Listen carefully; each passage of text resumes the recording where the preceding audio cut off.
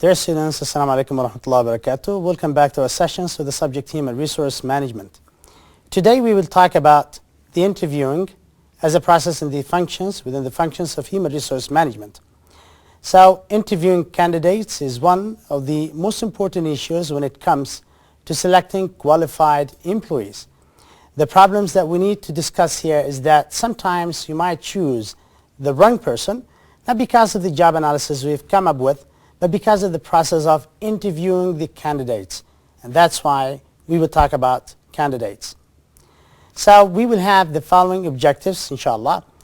So number one, as you can see here, you will list the main types of selection interviews, explain and illustrate at least 6 factors that affect the usefulness of interview, explain and illustrate each guideline for being a more effective interviewer, and effectively interview a job candidate, which is the output of this chapter, is that you are able to handle interviews as it comes to new candidates. So based on the objectives, we will discuss 3 main topics. So the first topic is about the selection interviews. Different types of selection interviews will be, inshallah, discussed. The factors that affect the usefulness of interviews, which is very important, and effective interviewer. So basically we have 3 elements we will go through during this session. The first one is about the types. Second is about how to handle and conduct an effective and useful kind of interview, trying to eliminate the problems or mistakes that might pop up during the interview. And finally, we will address some issues that have got something to do with the interviewer himself or herself. So as we know that interview is one way to select the employees, and because of this we might have different types of interviews. But before we talk about the interviews, selection interviews is actually very important, because sometimes it happens that during the interviewer might fall in mistakes. These mistakes can be the result of poor communication skills first made by the candidate. However, judging the interviewees based on some kind of mistakes for the first 4 or 5 minutes of the interview may not really be effective. So we will discuss different types of selection interviews, and accordingly we will try to come up with the right guidelines for handling the interviews. So we have the interview structure, the interview content, and of course the interview administration.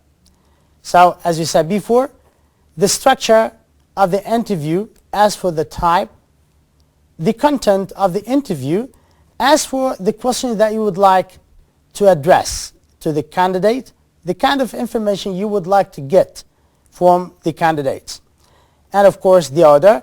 Interview administration here is a very important issue. That is how you manage your interview to be effective, or at the very least to try to eliminate and get rid of any kind of deficiencies that might happen as a result of conducting the interview. Now we start with the types of interviews. When we talk about types of interviews, we have selection interview, appraisal interview, and exit interview. So here our main concern will be first about the selection interview. Remember, we're talking about one tools that can be used by a human resource manager, or sometimes said to be a recruiter, to select among the candidates. And because tests are not enough sometimes to choose among the candidates, interviews actually are designed. However, interviews can be of different usage, as you can see here. This is the kind of interview we will use in order to select the right candidate. And when we talk about the right candidate, of course, we always mean the candidates who can fit the job as to the standards we have already set before. So by this we can be away from any kind of perceptual error or bias in terms of selection. However, there are other types of interview that will be taken, inshallah, during this subject, like, for example, the appraisal interview, and the exit interview. Now, our focus at this very specific topic today is about selection interview. So that's why we will move on to the next slide, interview formats. Now, as we talk about the formats here, this implies we can have different types of interviews regarding the format. For example, the unstructured or non-directive kind of interview. This is the first type of interview. In this type of interview, the interviewer or the human resource manager is actually addressing certain questions based on the need and based on the discussion during the interview. There will be no specific kind of questions to be addressed to the interviewees. So it's more like interacting with the other person. So the kind of information that is given to the interviewer will be then used to frame another kind of question. So that's why we call it unstructured or non-directive interview. There is more freedom for the interviewer to come up with different type of questions according to what he or she believes will be important to carry on the assessment. The second type of interview is called the structured or directive interview. Now, when we talk about structured kind of interview, we have an interview in which we have already set kind of question. The questions that will be addressed to the candidate will already be designed before. So these kind of questions that have been set before are actually designed so that the way the interview goes should be planned. And this kind of interview is very helpful when it comes to the type of the job itself. Sometimes it's better to define the kind of questions you need to link it to the standards of the job. So responsibility in the job, the kind of task, duties, relation, and of course the work conditions can help us come up with the right questions we might add here. At the end, I'd like to confirm and make sure that the one who applies for the job can fit for the position as he or she may claim. Now, interview content. We said before that the content is actually the kind of information as for questions here. So we have situational interview, we have also behavioral interview, and we have job-related interview, and finally we have stress interview. Now, as talking about the content here, we refer to the type of question that are addressed to the candidates in order to get some kind of information. However, the first one is called situational interview, which is a little bit different from behavioral interview. Situational here is more about past kind of performance. For example, you might ask a candidate what he or she did in given situations so that you can figure out or get information about his own performance in the past. These can help as future predictors. So according to the answers they provide you, you can tell how can they perform things in similar situations in the organization. So this is the first issue. Now what should be written here is actually something that is matching the required jobs in terms of duties and responsibilities. So the more the questions are linked to the job itself, the more valid and reliable, of course, the answers of the candidates should be.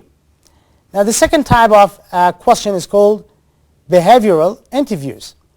Now when we talk about behavior, sometimes the interview might include some hypothetical kind of scenarios.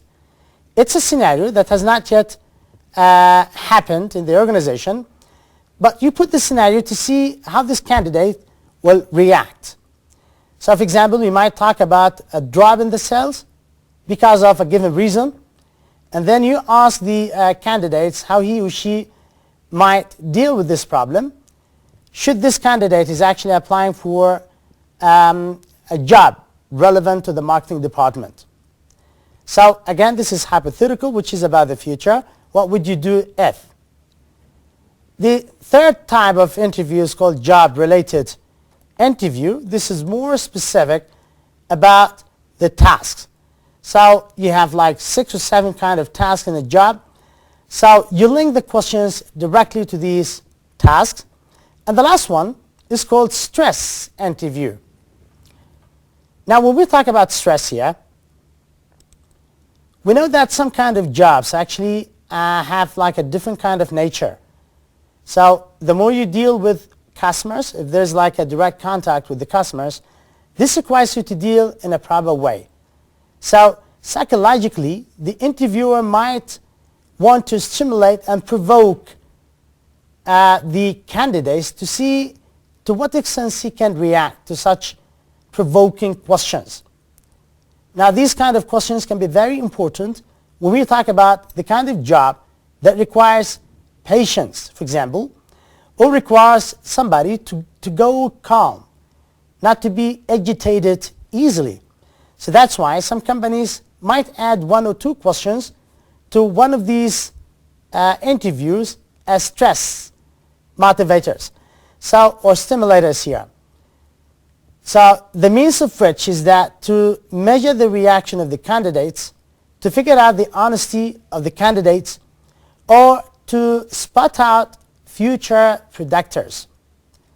So these are the contents of interviews, and of course, as I said before, the design of the interview together with the content is actually based on the nature of the job itself, sensitivity of the position that is posted, and of course the type of business where the organization is operating. Now the third point is about administering the interview. Now here, ways in which interview can be conducted. Of course, when we talk about administrating here, or administering the interview, we refer to the way the interview is actually managed. So here, they can be of different ways. For example, you can administer this selection tool through unstructured sequential interview, which we referred before.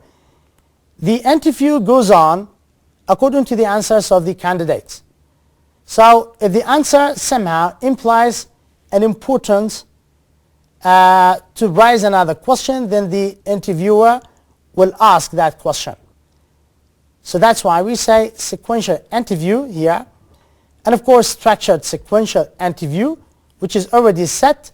So the interviewer will only use the kind of questions that have been designed already before the interview takes place. The panel interview, which is another type you can use to administer your interview. Here sometimes you might need 2, 3, 4 or maybe 5 or more sometimes interviewers to handle the interview, meaning the candidate will actually meet 5 interviewers in a company.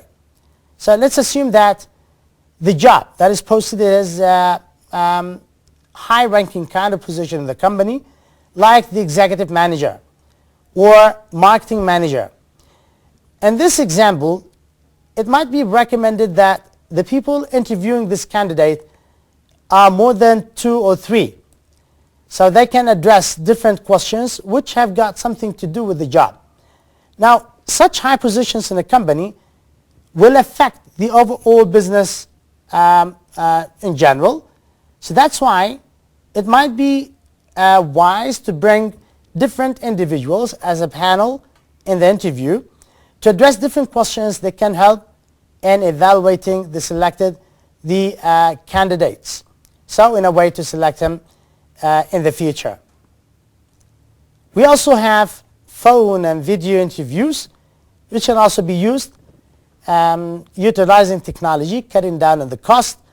This can be used if the territory or the distance between the candidates and the company is somehow difficult to bring them into the premises of the company. So this way can help. And of course, phone and video interviews varies in different ways. So in terms of timing, the kind of questions, the amount of time given, the duration that takes, okay, for example, to finish the interview, And of course, the time given to the interviewer and the interviewees to deal with different questions, these should also be taken into consideration. Sometimes one good way to attract or to select people who are overseas is using this kind of technology. So as a way to make sure that this candidate will be selected, or at the very least to provide some kind of compromise as for understanding between both parties that you will be accepted handling these questions, that the organization is actually at great need of such kind of expertise, so that it might be very necessary here to adopt such kind of means of communication.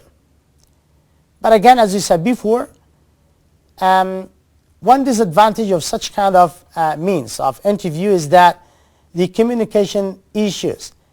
It's not clear for the panel handling this interview, or if it's video, or the interviewer to check upon the reaction of the interviewees, and that would be an issue, which is feedback.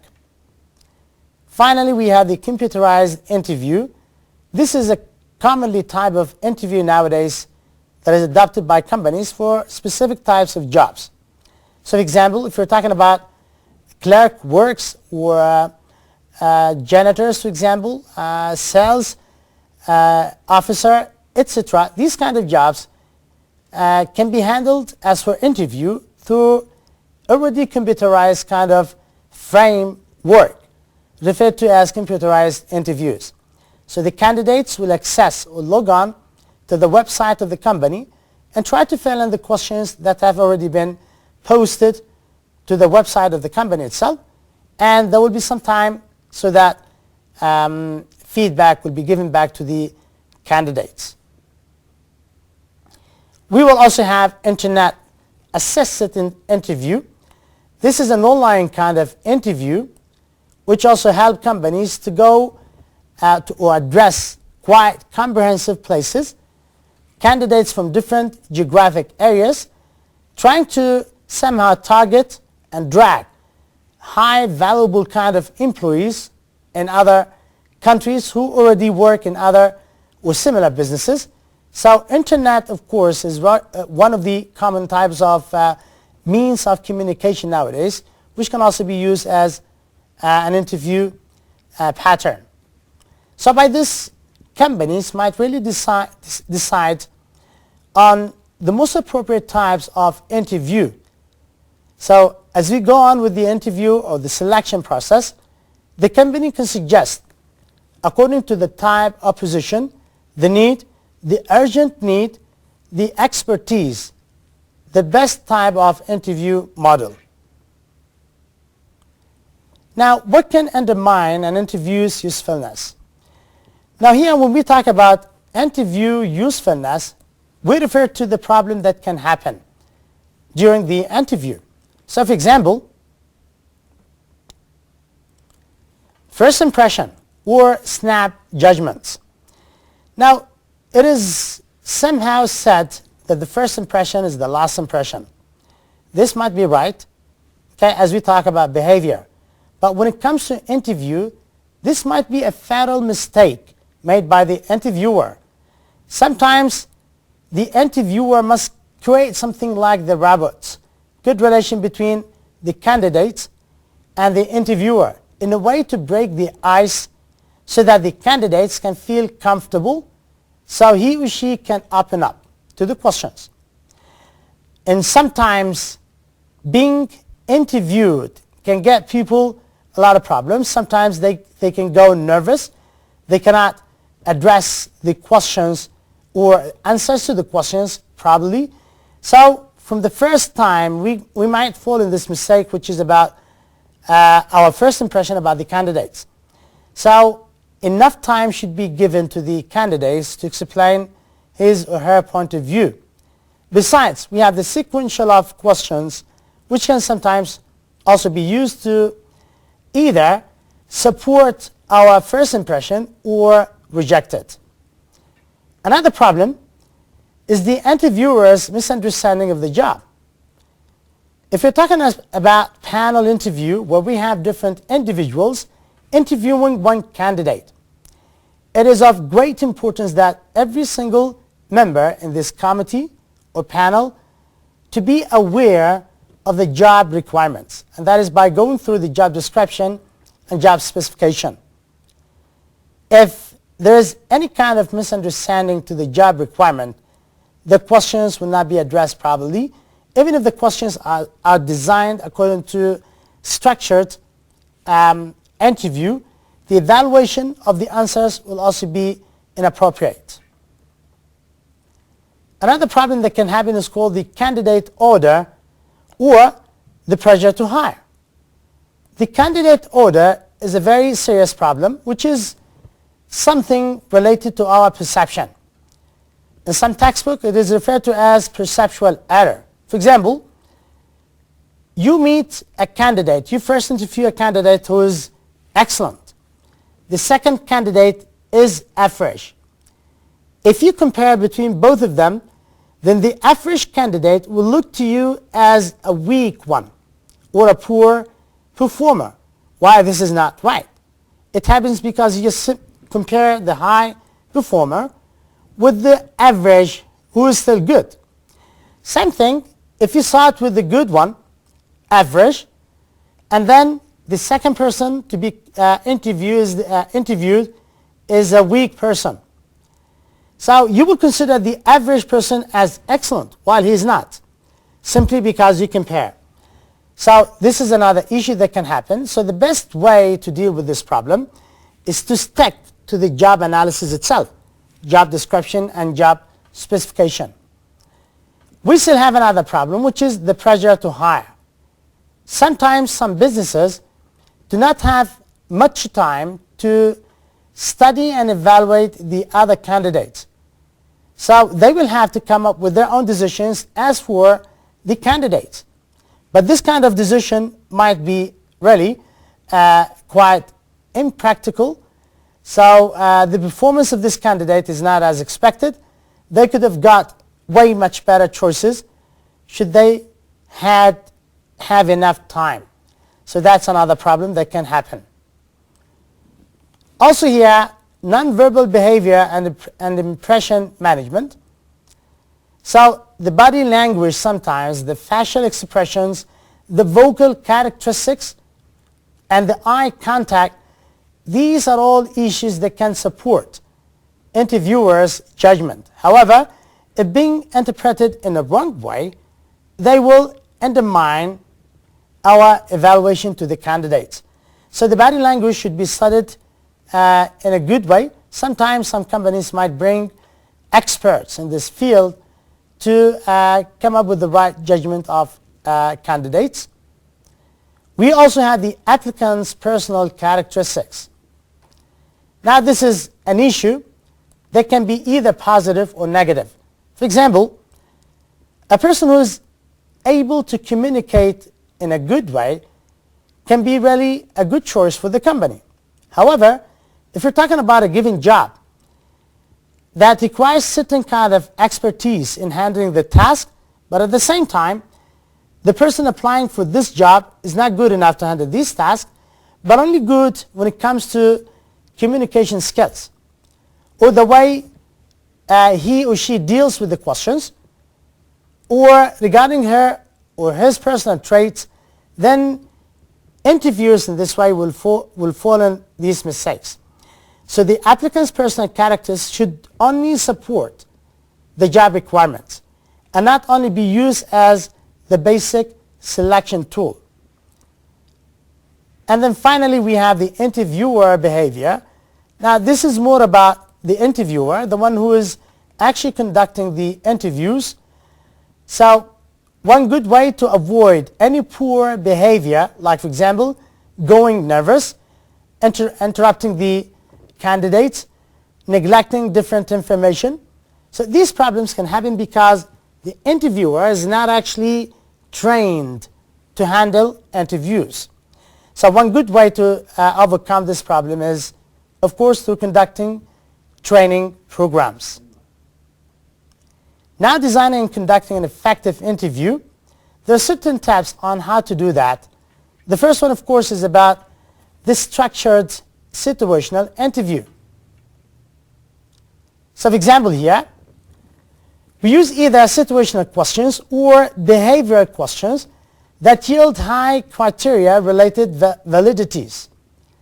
So, the kind of content we add to these kind of interviews should be of high validity and, of course, reliability.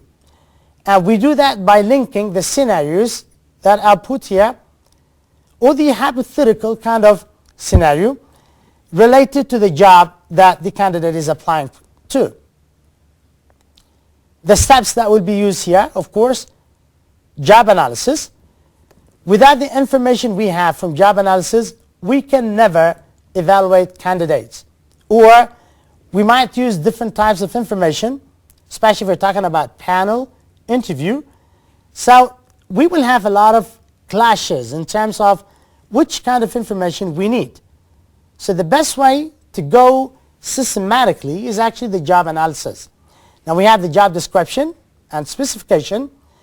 We need only to match the kind of questions we add in the interview to the requirement of the job.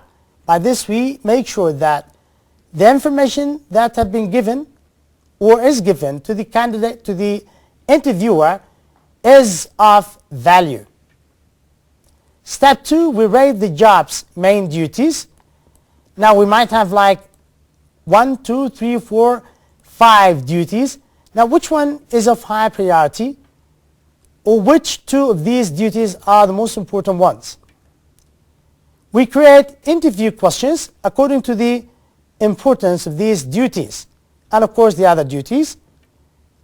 We create benchmark answers, especially for kind of jobs that the kind of task within these jobs can be done in different ways. So benchmark answer are actually the type of answer which you can measure later. So whether the interviewers, the interviewees, the candidates answer are actually similar to these answers that are supposed to be standards for selection or not. And of course the last one here, the one after this step, is appointing the interview panel and conduct the interviews. And of course when we talk about interview panel, we're talking about just one option because we can handle interviews in different ways. Now, how to conduct a more effective interview? We have 6 steps to do that. Now, things can be all right so far. Now, talking about the execution of interview, we will talk about these steps. So, the first one, you must structure your interview. This suggests that structured interviews are way much better than unstructured interview. So here you are more focused. Questions have been designed and studied according to the job analysis. So you can also evaluate different issues in the structured interview, including the capability, personality, intellectuality, competency, etc. While unstructured interviews, sometimes you might go off the path of the interview because of the information being given by the candidates. Prepare for the interview is another issue here. As for the time, for example, kind of questions and the panel as well. Establish rapport here. Rapport is a very important issue, which is you try to make the candidates feel comfortable. They must be at ease so that the kind of information will be right. They can open up, they can explain their point of view, they can elaborate, so they will not be under pressure. So here the answers to the questions addressed will be more accurate. Ask questions sometimes, okay, not relying heavily on the questions stated. If you believe that there's still one more questions to be addressed, or according to the answers of the candidates, you need another question to double check on something or to make sure something was right or not. Finally, you need to close the interview using proper ending and review the interview. So these steps are being followed systematically. We can handle interviews more effectively.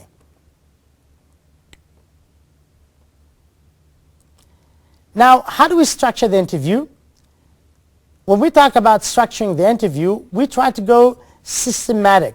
For example, we need to base our questions on actual job duties. So the more we do this, the more valid and reliable our questions and interview will be. Use job knowledge, situational or behavioral questions, and objective criteria to evaluate the interviewee's responses. So do not rely on just one type of content. You can use different information. For example, situational interview that is asking about the past experience, behavioral questions addressing hypothetical scenarios, objective criteria regarding the jobs, the duties themselves. These different ways you can use here can help you come up with a better picture on the performance of or predictor of the performance of the candidates. Train interviewers, which is very important. That is why special training program can be designed to help managers conduct interviews. Use the same questions with all candidates so they can measure differences, and accordingly you might shortlist the candidates. Use descriptive rating scale. Like for example here, you describe the output as excellent, fair, poor to rate answers. Use multiple interviewers or panel interviews. Now, a lot has been said about interviews, but there are a lot of suggestions that the interview panel will have different point of view. So even in terms of evaluation, members within the panel can help come up with the right final judgment about the candidates. Besides, there is high possibility we have bias and problems during the interview if there is only one interviewer. But having a panel here can help overcome these problems. Use a standardized interview form. So questions are already set. The sequential is already designed. So these are ways to handle the effectively interview through structuring. Now let's have examples of questions that provide structure here. These situational questions here. For example, remember we're talking about situation. So suppose a co-worker was not following standard work procedures. The co-worker was more experienced than you and claimed the new procedures was better. Would you use the new procedure or not? So by this we can come up with an answer by the candidates which can help evaluate his or her reaction in such kind of situation. Another example, suppose you were given a sales presentation and a difficult technical question arose that you couldn't answer. What would you do?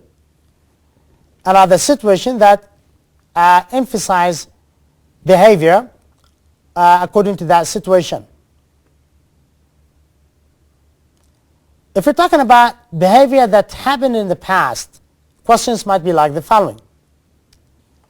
So based on your past work experience, what is the most significant action you've ever taken to help out a co-worker? If you notice that this kind of question is needed actually based on the type of position. So if you're talking about the kind of work that somehow needs group work or teamwork, then such kind of work will be very important. In service industries as well, questions about behavior are very important. Questions can also be different. Can you provide an example of a specific instance where you developed a sales presentation that was highly effective? Now, this is a question about behavior, and of course, this is the kind of behavior we would like to have in a company for a sales manager or sales representative. Now, background questions can be different. For example, what work experiences, training, or other qualifications do you have for working in a teamwork environment? If you notice here, this kind of information can be readily attached to the CV or the employee's resume, the candidate's resume. However, we might specify a question based on our need. So here, this is talking about teamwork environment. Maybe this piece of information was mentioned in the resume. However, the elaboration of the very specific detail here is widely needed. So it can be one of the questions. Another example of questions here. What experience have you had with direct point of purchase sales? Again, the type of job requiring such kind of skills. Job knowledge questions can be also added. Examples. What factors should you consider when developing a television advertising campaign? So here there are certain requirements as we designed advertisements. So this is a question that examines the type, the knowledge that the candidate is supposed to have. Should he or she handle or do this job? Now, suggested supplementary questions for interview applicants can be like this. For example, in general, what did you enjoy most about your last job? What did you like least about your last job? Now, of course, again, these questions can also be given as supplementary. You can add up to the evaluation by having answers to this question. What has been your greatest frustration or disappointment on your present job, and why? Was it about the timing, the work conditions, for example, the salaries, wages, types of customers you have to deal with, etc. So what were the circumstances surrounding you leaving your last job, as you were leaving your last job? Is it because of a problem that happened between, for example, the candidates and the manager at that time? Is it economic issue, relational, etc.? Why should we be hiring you? This is a very comprehensive question in which you somehow convey a message to the candidates to try, let him try to convince you of his or her capability. So you expect the answer of this question to be longer than the other questions, or in some kind of practical field, you might want to spot on or address a very significant expertise or capability that the candidate has. So by this, you would like him or her to address this issue or try to convince you that they have the right capability that I need. And also, what would your last supervisor say your 3 weaknesses are? Okay. Here, of course, we can directly ask him about the weaknesses he or she have, but of course, by relating this to the past kind of jobs, we can somehow have good connection between the nature of the job at that company and the kind of weaknesses, which can give a picture on the performance. Now, generic competencies and skills for a CAMCO entry level. This is an example of companies that defined needed competencies as follows. The position here is asset manager.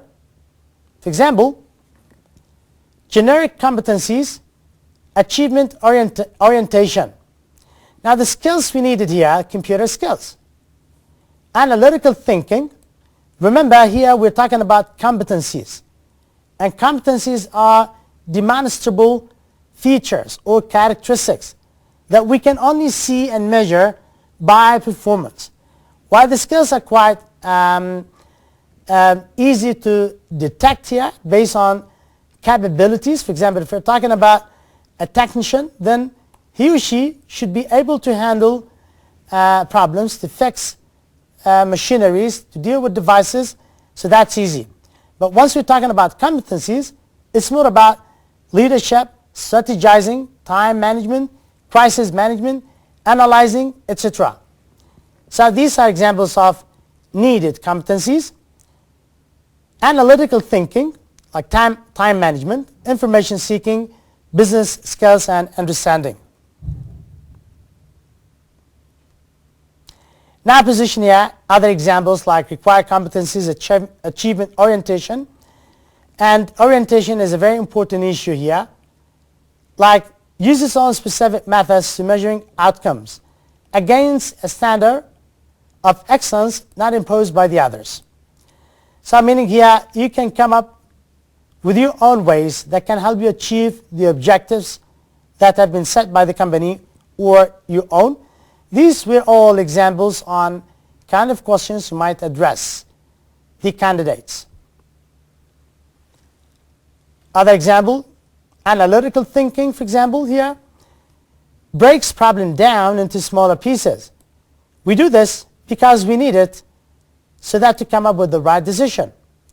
Links pieces with a single link. For example, A leads to B. This systematic way of handling topics can help come up with the right decision, and so on.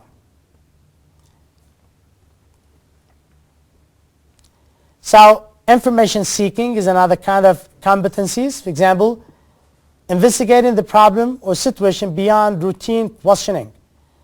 So not only relying on one source of information, those competent candidates should be able to come up with different sources or to detect the right source where they can get information. So by this, dear students, we come to the end of our session. So here we discuss the different types of selection interviews. We illustrated factors that affect the usefulness of interviews, and also we discuss some kind of guidelines or tips for being more effective interviewer. You will also have an attachment, which is assignment number 6, to be attached with this session. By this, I wish you all the best, dear students. And to our next session, I wish you all the success in the course of your life and the course of this program. Thank you very much for listening. Wa assalamu alaikum wa rahmatullahi wa barakatuh.